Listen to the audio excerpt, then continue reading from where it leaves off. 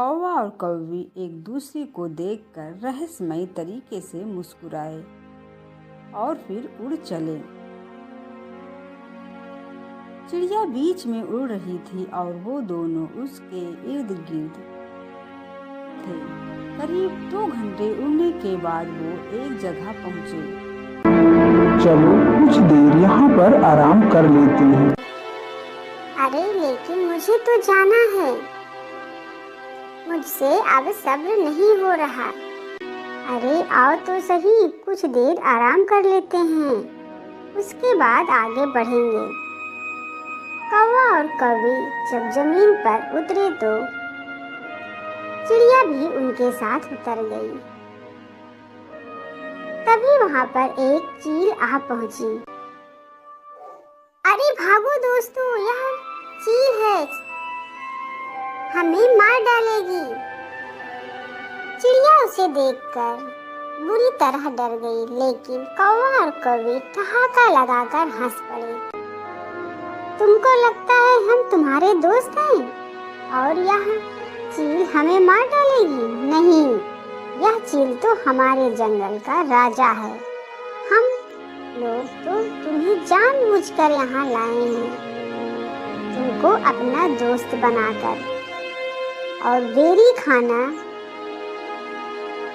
तुमको अपना दोस्त बनाना तो एक बहाना था। ये सब तो मैंने अपने राजा के कहने पर किया है। चिड़िया बिल्कुल सन्न रह गई थी। उसे तो अपने कानों पर यकीन ही नहीं हो रहा था कि वो यह क्या सुन रही है। तुम लोगों को मैंने अपने परिवार से और अपने पति से भी ज्यादा अहमियत दी, अपना पक्का दोस्त समझा, और तुम मुझे यहाँ मरवाने लाए हो।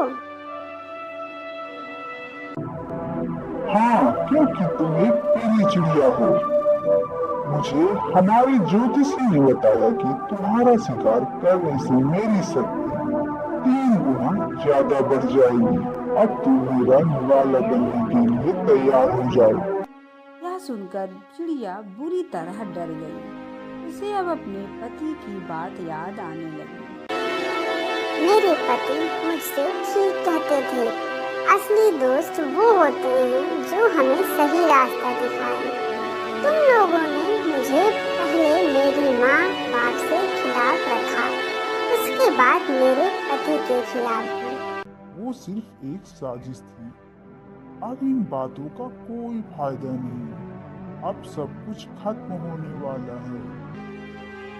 चील की तरफ सन्नाटा था और चील चिड़िया की तरफ बढ़ रही थी। चिड़िया की शरीर कांपने लगी। तभी वहां पर मिट्ठू आ जाता है और मिट्ठू के साथ उसका दोस्त एक चील भी आ जाती है, जो कि चील से लड़ाई करने लगती है। मिट्ठू जी आप? चिड़िया रोने लगी। कौवा और कौवी वहां से भाग निकले। अगर आप नहीं होते तो आज मेरी जान कोई ना बचा पाता। तुमने सोच भी कैसे लिया कि मैं तुम्हारी जान नहीं बचा सकता? मैं तुम्हारा पति हूँ। मेरे रहते हुए तुमको कुछ नहीं होगा। चिड़िया को अब एहसास हो गया था कि वो अभी तक जो कर रही थी सब गलत कर रही थी। वो मिट्ठू के साथ घर वापस पहुंची। अब अपना पूरा समय मिट्ठू को देने लगी। वो साथ में खाना खाते, साथ में सैर को जाते और साथ में ही सोकर उठते। उसने अब अपने पत्नी धर्म का पालन करना सीख लिया था।